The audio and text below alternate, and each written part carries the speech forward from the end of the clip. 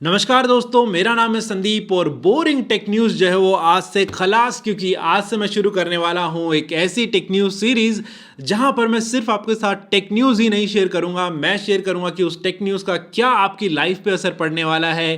क्योंकि बिना एक एक्सप्लेनेशन की जो टेक न्यूज़ है वो मेरे ख्याल से पूरी नहीं होती है। तो मेरा नाम है संदीप और आज से मैं शुरू कर रहा हूँ टेक न्यूज़ सीरीज़। लाइक ज़रूर कीजिएगा यार, अपना सपोर्ट ज़रूर दिखा दीजिएगा। सबसे पहले न्यूज़ की अगर मैं बात करूं तो वो आ रही है सैमसंग की तरफ से। सैमसंग M51 जो है वो जर्मनी के अंदर लॉन्च हो चुका है। प्राइसिंग जो है वो 31,000 रुपये में वहाँ पर लॉन्च हुआ है। हालांकि घबराइएगा मत, क्योंकि इंडिया के अंदर ये 25,000 रुपये के आसपास में लॉन्च होगा। ऐसा ही कुछ होता है, बाहर अगर यूरो में कन्वर्ट करते हैं तो इंडिया में थोड़ा सा लो प्राइस पे जो है वो लॉन्च होता है। कॉन्फ़िगरेशन की अगर मैं बात करूँ तो क्वालकॉम स्नैपड्रैगन 730 और 6.7 इंचेस के आसपास की super AMOLED screen, side mounted fingerprint, 7000 mAh की मैसिव बैटरी, 64 मेगापिक्सल का क्वाड कैमरे का सपोर्ट। अब यहाँ पर मैं अगर घुमा फिरा के 100 बात की एक बात बोलूँ तो वो ये है कि सैमसंग जो है अगर कोशिश करे तो इंडियन मार्केट के अंदर जो करंट सेंटीमेंट्स चल रहे हैं उनका फ़ायदा उठा सकता है और अच्छी खासी अपनी रेपुटेशन वापस बना सकता है। जो नंबर 1 का स्पॉट रेडमी से वो खो चुका है उसको दोबारा वापस पा सकता है। लेकिन यहाँ पर ब्रांड को ये सोचने की ज़रूरत है कि जो प्राइसिंग है वो जेन्युइनली सही दे। मेरे हिसाब से इस मॉडल को इंडिया के अंदर 20,000 रुपये से नीचे की प्राइस पे लॉन्च होना चाहिए। आपका क्या है ख्याल, नीचे मुझे कमेंट बॉक्स में ज़रूर बताइएगा। और अब बात कर लेते हैं अपनी अगली टेक न्यूज़ के बारे में, जो है Realme V3 के बारे में। 3 सितंबर को Realme चीपेस्ट 5G स्मार्टफोन भी लॉन्च कर सकता है, जहां पर 10,000 रुपये की प्राइस रेंज पे आपको एक 5G स्मार्टफोन देखने को मिल जाएगा। मीडियाटेक का Dimensity 720 का प्रोसेसर यहां पे यूज हो सकता है, क्योंकि उसके अंदर 5G का सपोर्ट आपको देखने को मिल जाता है। बजट प्रोसेसर है। 6.52 इंचेस की एक HD प्लस स्क्रीन यहां पर आपको देखने को मिल सकती है। साथ ही 13 megapixel plus 2 megapixel plus 2 megapixel का रियर कैमरा और 8 मेगापिक्सल का आपको फ्रंट कैमरा देखने को मिल जाएगा। 4890 mAh की बैटरी और 18 वॉट का फास्ट चार्जर। डेफिनेटली अगर मैं बोलूं तो 10,000 रुपये की प्राइस रेंज पे काफ़ी अच्छा फ़ोन जो है वो लॉन्च हो रहा है। घुमा फिरा के अगर मैं मुद्दे की बात करता हूं तो इंडिया में लोगों को वैल्यू फॉर मनी चाहिए। ऐसे में Realme अगर एक एडवांस लेवल के फ़ोन को 10,000 रुपये के प्राइस पे इंडिया के अंदर लॉन्च कर रहा है, डेफिनेटली लोग इसको हाथों हाथ लेंगे, क्योंकि आने वाले टाइम में 5G भी इंडिया के अंदर लॉन्च होगा। देन डेफिनेटली लॉन्ग टर्म के लिए ये एक अच्छी चॉइस हो सकती है। देखते हैं Realme V3 इंडिया के अंदर कब लॉन्च होता है। और अब बात कर लेते हैं अपनी अगली टेक न्यूज़ के बारे में। और दोस्तों अगली खबर आ रही है जियो फाइबर की तरफ से। जियो का एक नया प्लान लॉन्च हो गया है फाइबर के अंदर, जो है 399 रुपये का, जहां पर आपको 30 Mbps की स्पीड देखने को मिल जाती है अनलिमिटेड डेटा के साथ। वैसे तो जियो के और भी प्लान जो है काफ़ी पॉपुलर है, जैसे 699 या 999 वाले के अंदर तो आपको 11 OTT प्लेटफॉर्म्स के अलग से सब्सक्रिप्शन भी देखने को मिल जाते हैं और स्पीड भी जो है वो बढ़ती चली जाती है। डेफिनेटली 150 Mbps की स्पीड है वहाँ पर। लेकिन मेरे ख्याल से 399 रुपये के अंदर 30 Mbps की स्पीड देना डेफिनेटली एक अच्छा मार्केट कैप्चर करने का तरीका है। वैसे भी अगर मैं एक बात बोलूं तो जियो हमेशा से पहले मार्केट कैप्चर करने में बिलीव करता है, उसके बाद प्राइस इंक्रीज करने में बिलीव करता है। ऐसा ही सेम हमने जियो सिम के अंदर भी देखा हुआ है। यहाँ पर भी आपको पहले 30 डेज का ऑफर जो है फ्री मिलने वाला है, यानी कि अगर आप जियो ब्रॉडबैंड के लिए अप्लाई करते हैं तो पहला महीना आपको कुछ भी पैसा नहीं देना है। दूसरे महीने से फिलहाल आप 399 वाला प्लान ले सकते हैं। तो करंटली मुझे नहीं लगता कि मार्केट के अंदर कोई कंपटीशन बचने वाला है। तो लेट्स सी, अगर आपको जियो फाइबर का जो है वो कनेक्शन चाहिए तो आप अप्लाई कर सकते हैं। 399 में डेफिनेटली एक अच्छा प्लान है। दूसरी जो है वो टेक खबर जुड़ी हुई है इसी से ही। वोडाफोन आइडिया ने एक नया प्लान जो है वो लॉन्च कर दिया, जहाँ पे 46 रुपये के अंदर आपको एक महीने की मतलब 28 दिन की वैलिडिटी देखने को मिल जाती है और यहाँ पर आपको 100 मिनट्स की नाइट कॉलिंग भी देखने को मिल जाती है।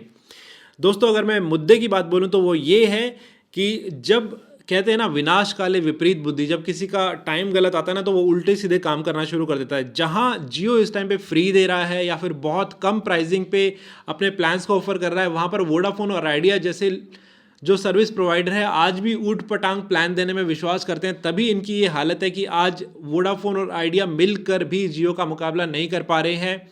होपफुली इनको अकल आएगी, क्योंकि इनको अकल नहीं आई तो इनके ज़्यादा दिन नहीं है शटर डाउन होने में। होपफुली वोडाफोन और आइडिया वालों अगर आप सुन रहे हो तो एटलीस्ट जियो जैसे प्लान नहीं दे सकते तो उसके आसपास तो प्लान दो, ये ऊट पटांग चीज़ें देना बंद करो। और दोस्तों अगले अगर खबर की बात करें तो वो है नोकिया के 3.4 के बारे में। ये नया स्मार्टफोन इंडिया के अंदर जल्द ही लॉन्च हो सकता है। 10,000 रुपये की प्राइस रेंज के अंदर एंट्री सेगमेंट का फोन होने वाला है, जहां पर क्वालकॉम स्नैपड्रैगन 460 का प्रोसेसर आपको देखने को मिल सकता है। साथ ही 3 GB की रैम और 32 GB की स्टोरेज। यहाँ पर आपको क्वाड कैमरे का सपोर्ट देखने को मिल सकता है, जहाँ पर प्राइमरी कैमरा 13 मेगापिक्सल का होगा, साथ में 2 मेगापिक्सल प्लस 5 मेगापिक्सल, साथ ही लो लाइट सेंसर। सेल्फी की अगर बात करें तो 8 मेगापिक्सल की पंच होल डिस्प्ले के अंदर आपको सेल्फी देखने को मिल सकती है, 4000 mAh की बैटरी और 10 वॉट के चार्जर के साथ। कहीं ना कहीं मैं बोलूँगा कि जो नोकिया है वो बहुत ज़्यादा ट्राई कर रहा है कि दोबारा से मार्केट के अंदर एस्टैब्लिश हो जाए, लेकिन एक बात हमें समझनी पड़ेगी, जब जो टाइम चला जाता है उसको वापस लाना बहुत ही मुश्किल है। एक टाइम पे नोकिया एक ब्रांड होता था जिसको लेने के लिए लोग सोचते थे कि यार नोकिया का फ़ोन हाथ में है, इट्स लाइक एप्पल का फ़ोन हाथ में है, लेकिन आज ये है। और इसमें नोकिया की भी गलती है। नोकिया क्या करता है, पहले अपने स्मार्टफोन को लॉन्च करता है बहुत ही अजीबोगरीब प्राइस पे, जैसे इसका रेट जो है वो 10,000 रुपये के आसपास होना चाहिए, लेकिन इसको 15,000 में लॉन्च कर देगा। और जब इसकी हाइप खत्म हो जाएगी तो उस पे 14, 12, 11, 10 पे लाके जब तक ये सही प्राइस पे इंडिया के अंदर आएगा तब तक लोगों के दिमाग से फ़ोन उतर चुका होगा। तो ऐसे में नोकिया को कहीं ना कहीं समझना पड़ेगा, अगर इनको दोबारा से अपनी वही पोजीशन जो है वो गेन करनी है इंडिया के अंदर एटलीस्ट, तो इनको सही टाइम पे सही प्राइस पे सही फ़ोन जो है लॉन्च करना पड़ेगा। अदरवाइज़ इनकी भी आइडिया वोडाफोन जैसी हालत होने में, वैसे तो ऑलरेडी हो चुकी है, उससे बुरी हालत होने में टाइम नहीं लगेगा। और दोस्तों अब बात कर लेते हैं एक बहुत ही इंपॉर्टेंट खबर के बारे में। पेटीएम मॉल जो है उसका पूरा डाटा हैक हो गया। हैकर ने सारा डाटा निकाल लिया। जितने भी यूजर्स थे जो पेटीएम मॉल पे शॉपिंग करते हैं उनकी सारी डिटेल उसने ले ली।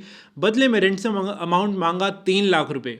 हालांकि पेटीएम मॉल वाले अभी ये कह रहे हैं कि हमने सारा डाटा को रिकवर कर लिया, कोई खतरे वाली बात नहीं है।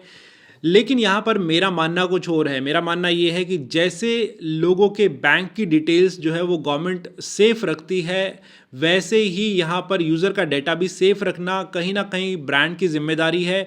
ऐसे में कहीं ना कहीं एक कानून बनना चाहिए जहाँ पर अगर यूज़र का डाटा लीक हो रहा है तो जिस भी ब्रांड या जिस भी कंपनी के थ्रू लीक हो रहा है उस पर एक्शन ज़रूर होना चाहिए, क्योंकि आने वाले समय में आपका डाटा जो है वो पेपर करेंसी से भी ज़्यादा वैल्यूएबल होने वाला है। और ये बात आप मान के चलिए कि डेटा के ऊपर ही आज की तारीख में बहुत सारी कंपनियां जो सर्वाइव कर रही है, ग्रो कर रही हैं। तो ऐसे में आपका डेटा बहुत ज़्यादा वैल्यूएबल है, तो कहीं ना कहीं हमारी गवर्नमेंट को एक प्लान बनाना चाहिए, एक कानून बनाना चाहिए जहां पर यूज़र का डेटा अगर चोरी होता है तो कंपनी के ऊपर एक भारी जुर्माना लगना चाहिए, ताकि ये लोग भी सुधर जाएं। क्योंकि डेटा चोरी की घटना जो है वो बहुत ज़्यादा हो रही है। और ये छोटे मोटे पेटीएम मॉल की बात नहीं कर रहा, फेसबुक, ट्विटर जैसे बड़े बड़े प्लेटफॉर्म्स के ऊपर भी आपका डाटा जो है वो चोरी हो रहा है। तो यार टाइम आ गया है एक कड़ा कदम लेने की। और बात करते हैं अगली न्यूज़ के बारे में, तो वो आ रही है Realme की तरफ से। Realme Narzo 20 और Realme Narzo 20 Pro जो है वो सितंबर के अंदर लॉन्च हो सकता है। ये सक्सेसर होंगे Realme Narzo 10 और 10A के। तो Realme ने अब ठान लिया कि दोबारा से दे आर बैक, एक के बाद एक स्मार्टफोन जो है वो लॉन्च कर रहे हैं। इन दोनों में से एक स्मार्टफोन जो है सितंबर में लॉन्च हो सकता है, दूसरा जो शायद वो अक्टूबर के अंदर लॉन्च हो। लेकिन अगर आप वेट कर रहे थे Realme Narzo सीरीज़ की, तो सितंबर में Realme के स्मार्टफोन जो है वो आ रहे हैं। और मेरा मानना ये है कि शायद जो चाइना की एक तरह से एंटी चाइनीज सेगमेंट जो सेंटीमेंट जो बने हुए हैं वो धीरे धीरे दूर हो रहे हैं। और यहाँ पर जो गलती है वो हमारी गवर्नमेंट की भी है, क्योंकि यहाँ पर एक तरफ तो हमारी गवर्नमेंट ये बोलती है कि आप शराब मत पीजिए, दूसरी तरफ शराब बेचती हैं। एक तरफ बोलते हैं तंबाकू मत खाइए, तंबाकू बेचते हैं। दूसरी तरफ बोलते हैं चाइनीज़ जो चीज़ें उनका बहिष्कार कीजिए, और फिर चाइनीज़ सामान को बेचने की परमिशन भी देते हैं। अब यहाँ पर या तो हमारी गवर्नमेंट को पूरी तरीके से क्लियर रहना चाहिए, बिकॉज हमारी गवर्नमेंट की तरफ वजह से हमारे जो कंज्यूमर हैं वो भी आजकल एक डिलेमा में जीते हैं, जो कि अच्छी बात नहीं है। और दोस्तों अब बात कर लेते हैं अगली खबर के बारे में। Realme 7 सीरीज़ के ब्लाइंड ऑर्डर्स जो वो शुरू हो चुके हैं, और मैंने दोनों ही स्मार्टफोन्स के ऑर्डर कर दिए हैं, क्योंकि मैं कंपनी से स्मार्टफोन लेके उसका रिव्यू नहीं देता हूँ, मैं खरीद के रिव्यू देता हूँ। तो ऐसे में मुझे खरीदने पड़े, मैंने दोनों का ब्लाइंड ऑर्डर जो है वो कर दिया है। अगर आप भी करना चाहें तो कर सकते हैं। और यहाँ पर एक पोल मैं भी रखना चाहता हूँ कि क्या आप कंपनी के भेजे हुए स्मार्टफोन के रिव्यू पे भरोसा करते हैं, या फिर जो यूट्यूबर जो है वो अपने पैसों से खरीद करके आपको रिव्यू देता है उस पर आप ज़्यादा भरोसा करते हैं? नीचे अपना प्यार कमेंट के तौर पे ज़रूर दिखाइएगा। और बात करो अगर मैं आखिरी खबर की, तो वो आ रही है PUBG की तरफ से। PUBG के चाहने वालों, आपके लिए बड़ी खुशखबरी है। 8 सितंबर को जो है वो PUBG का नया एनलार्ज मैप जो है वो लॉन्च हो रहा है, जहाँ पर बहुत बड़ा मैप आपको देखने को मिलने वाला है। तो एरेंगल मैप आपको देखने को मिल जाएगा 8 सितंबर को, और खेलेंगे उसके ऊपर PUBG। मेरी आईडी अगर आप जानना चाहते तो नीचे मुझे कमेंट बॉक्स में ज़रूर बोलिएगा, मैं आपको अपनी आईडी एक अगले 2-4 वीडियो के अंदर बताऊंगा, ताकि हम सब मिल के जो है PUBG खेल सके। और न्यूज़ आपको कैसी लगी मुझे नीचे कमेंट बॉक्स में ज़रूर बताइएगा। मैं मानता हूँ कि पहली न्यूज़ थी, हो सकता है बहुत सारी गलतियाँ मुझसे हुई हों, लेकिन अगर आप अपना प्यार मुझे दिखाते रहेंगे तो यार डेफिनेटली इंप्रूवमेंट हम करते रहेंगे। और एक दिन ऐसी टेक न्यूज़ आपको देखने को मिलेगी कि आप भी बोलोगे भाई एक नंबर। तो सपोर्ट अपना दिखाते रहिएगा। मिलता हूँ बहुत जल्दी आपसे नेक्स्ट वीडियो के अंदर।